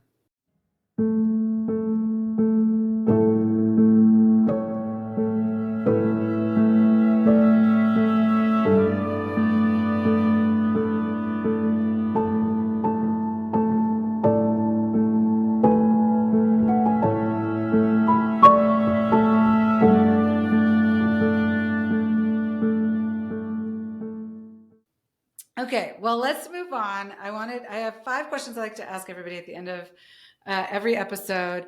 I also talk a little bit about my company, Amatond, Great. and and the products that I sent you. Your lovely wife, Anne, was on the podcast and already talked about them. She actually sent me a note saying that you guys used the crystal bowls that I sent We did. for Passover recently, It's true. uh, They, which is they brought out the essence of the Haroset. amazing, amazing. So I'm not going to talk about the products again, but if you have any thoughts or comments, as I said to Anne, because we're creating these products and designing them and producing them, and we can change them because it's pretty small batch stuff. We're really interested in getting any feedback. Feedback's a gift. I mean, if you're in the market for an amazing tool to collect that feedback, we should have a conversation. Okay, so I mean, look, they're beautiful, and I'm drawn to them because they're in between the IKEA that we use every day and the Tiffany's from the wedding that are still in wraps that are somewhere in the house. So it's nice to have that middle ground as something that feels, and I mean this in a good way, feels adult. And kind of in a way that feels kind of like we built the home that we want to build and life we want to have together. And so I think it's emblematic of not just the aspiration but the living of that. And so appreciative of that on that front. And like I'm not naturally inclined to seek that out. So it was I don't know how you're thinking about distribution, but it's awesome when it just shows up. No, I love that feedback. And Anne was like, I love that they're dishwasher safe. And the goals relate to like, okay, yeah, I have all these beautiful things from when I got married too, and I don't use them because they're too hard to take care of. So the goal is to have like really good design, really good quality, and easy to use. Yeah. And use it every day. And it's different, right? Like, it's different. You don't want all the same stuff as everyone else has. Exactly. And when things look too similar, again, like some of that's, personal aesthetic, but it's also just, the way that, modern life is. And, if you walk in and you see the same chair over and over again, it's like, right. You mentioned the lack of judgment that you want, like, but I feel pretty judgy when everyone has the same thing. I say that with my, Eames chair that now everyone has, in the background. Yes, but you've probably had it longer. It's existed longer. I bought it from a newsroom colleague at the Washington Post when he was moving. Oh, well, that's cool. Well, let's move into the questions because this kind of relates to my first question, which is, as we explore in my brand, Amatand, objects can hold a lot of meaning for us, and they can tie us to the past, enable us to enjoy the present moment, or even take us into the future. So can you share an object from your life, whether it's your Eames chair or something else, whether it's something you still have or not, that has a lot of meaning for you, and tell us why? Yeah. I can't. Do you see this rocking chair? Yeah. So that rocking chair, I mentioned my grandfather earlier, who's the reason I either blame or credit for my not being a lawyer. So he was part of an organization called the Young Presidents Organization, YPO. I think now that it's a business, they stopped kicking people out at 50. But he got kicked out at 50. So when he retired, so he got this 49er chair when he got kicked out of the YPO for not being young anymore. And so that's come with me through lots of places. And I sit in it periodically just to connect with him and others who came before and just relax or just take a nap. This is your maternal or paternal? I'm my maternal grandfather. Okay. So. And you had a lovely relationship with him? Lovely relationship with him. And my maternal grandmother was very close with them.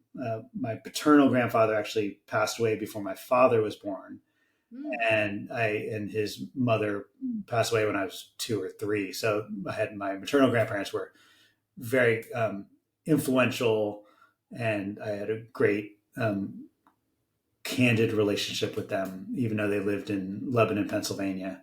Would see them a lot, and they were quite involved, and they, particularly my grandmother, took great pride in telling me the truth about myself, which wasn't always flattering. But it is so good to have somebody in your life like that. Sometimes, like if you only believe, I didn't believe all the positive feedback. So kind of we're also, as a species drawn to like criticism too. Yeah, this is true.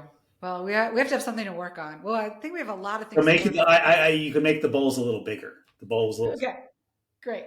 Bigger. yeah, bigger. That is actually something we're working on. Great.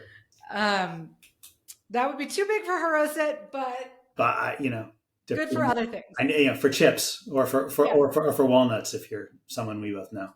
Yes. Okay. Can you share a favorite tradition with us? And Anne shared one of you and your children and your around the dinner table, and it's 2 truths and a lie, and then like best worst of the day. So it has to be something different, and it doesn't have to. It has to be something different, unless she was telling you a lie. Yeah. So it has to be different than best, worst, and grateful, and different from choose yours and a lie. It could be from when you were a kid. It doesn't have to be something you do with your kids. It could be any tradition. I mean, you mentioned Passover. I think my mother passed away. My mother was huge on food and showing love through cooking and togetherness around the table, and had a couple like dishes that would always make me remember her. And I will say that Anne's version of noodle kugel this year was like, took me back. And like, so it felt, traditional, but also delicious. And, for anyone who, has kugels, if you use raisins, never call me. I'm so with you. So my mom's kugel was apples, cinnamon. She did put raisins. I would just skip the raisins, but the apples and the cinnamon, so delicious. Amazing. So I think that was from a traditional food standpoint. Like, that just take me all the way back to my earliest childhood. Yeah. Well, and I just have to say, John, your mom her warmth was palpable, and you got that from her. You have the same warmth to you. And, I only had the pleasure of meeting her a handful of times, but every time I would come into their house, I feel like she would just like bear hug me and then give me food. Yeah. Not always in that order, but thank you. That's the nicest thing anyone's ever said. So thank you.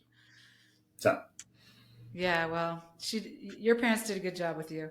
Are you in a phase of your life where you enjoy entertaining in your home? Why or why not? And I won't tell you what Anne said. Yeah. I mean, I always have. It's kind of like what someone could expect when entertained in my home has changed. and my, but no, I like it. I like it particularly now that I feel so comfortable here in the home we've created. But I just like hanging out with people, and I don't mean that like sometimes it's just to watch a game. More in the past. Other times it's like to have a connection. Like kind of our daughter starting a new school next year. We had we were connected with another family from that school and had them over for dinner, and that was great. So sometimes it's new people like that. More often it's people we've known for longer periods of time, and it's something that I draw a lot of meaning from, and just connecting. So it's connection and mostly that. Yeah, I agree. So and then and having whether it's a dish to kind of have a conversation about, or a new bottle of wine, or some horrible political turn of events, but doing all those things. We can connect over all of it. All of it. All of it. Do you have a whole series of kind of in the stereotypical Greek, kind of breaking plates over people's heads? I wonder if we could start communing by breaking dishware, or. I prefer not breaking things. Okay. It's an interesting idea. I'll take it under advisement. or again, more interactive stuff. Yeah. Well, I read this beautiful book called The Art of Gathering, and the author talks about, and maybe you can try this, like you kind of have to give people a heads up, but you have people coming to your house or you're going someplace, and you have one question that everybody comes prepared to talk about, Yeah. or a topic or something. And I've done this. It definitely takes more work, and sometimes people get uncomfortable. Yeah.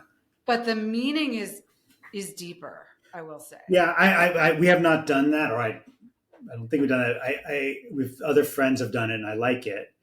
I also like, trying to have a single conversation sometimes.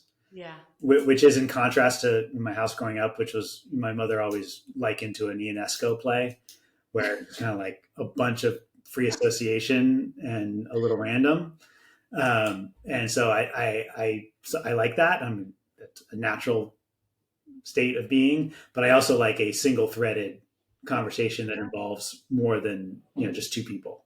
And Yeah. so I think there's definitely benefit in that. So And there's also benefit in unscripted time, right? Yeah. There's so much beauty in unscripted time. So Yes, yeah, all of the above. all of it, all of it. Do you have one or two top resources? Could be books or websites or podcasts or anything that you can recommend. And it doesn't have to be about polling. Yeah. It could be about anything that you're passionate about. I listen to lots of podcasts. So that's kind of a go-to. I started listening to All In again. I'd given up on it for a while. But I'm back because it actually is how those kinds of people talk when they're playing poker with one another.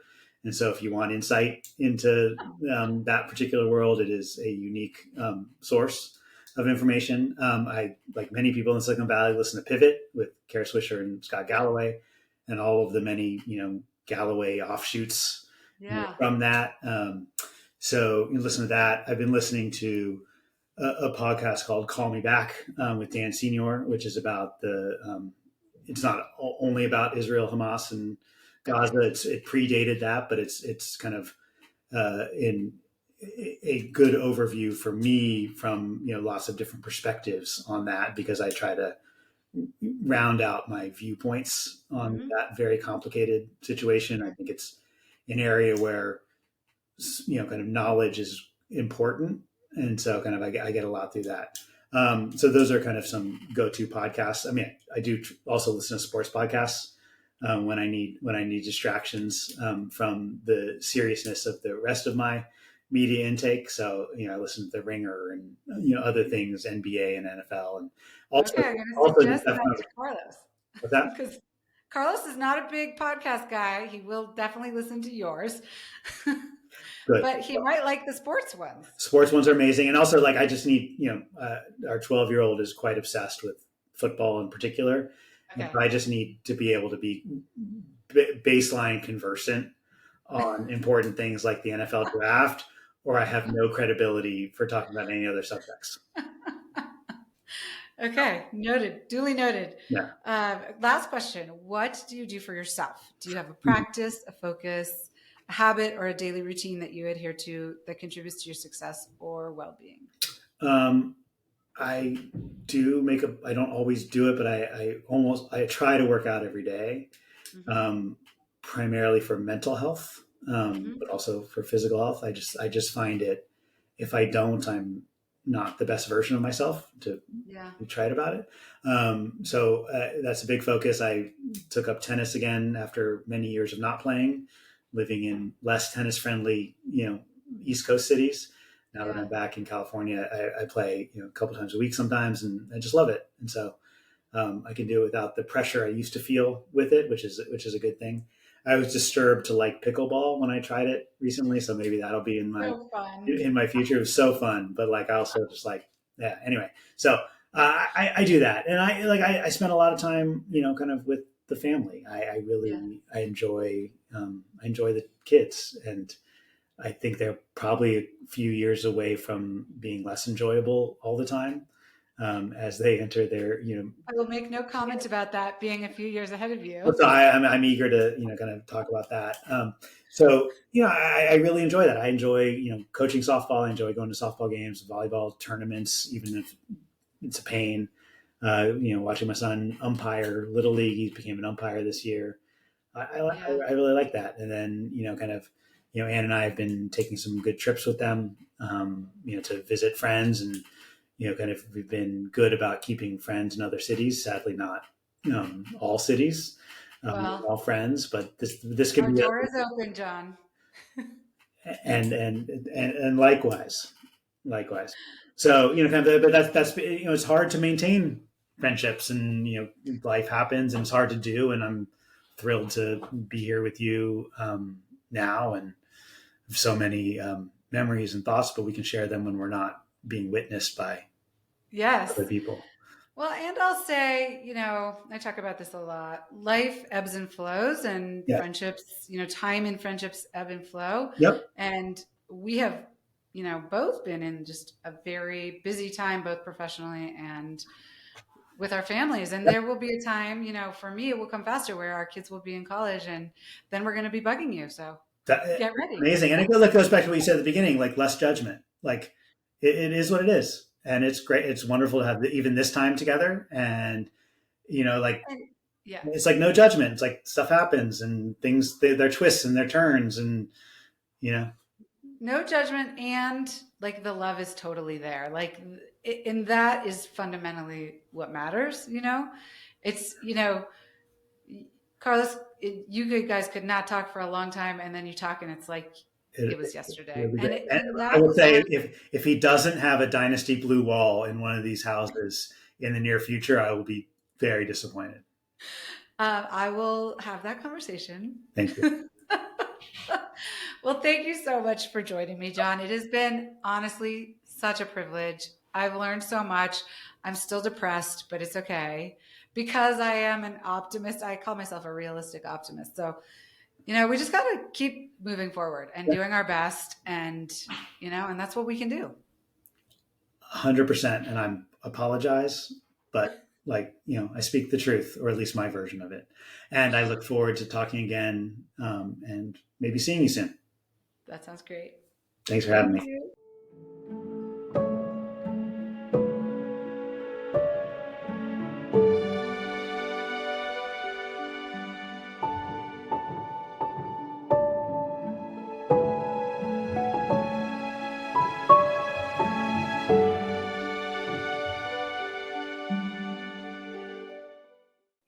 Thanks for listening to an episode of On the Table with Ashley. Subscribing to, rating, and reviewing our podcast helps us to continue to record great interviews. So please subscribe, rate, and review wherever you get your podcasts. If you're interested in learning more about the products we talked about on the show, visit amattendre.com. That's AMEATENDRE.com to check them out. When you become a member by sharing your email on our website, we'll share special discounts that relate to products discussed on each episode. Finally, email us at reachoutanytime@amattendre.com with thoughts you have or ideas for topics or guests for future episodes. Thanks for listening.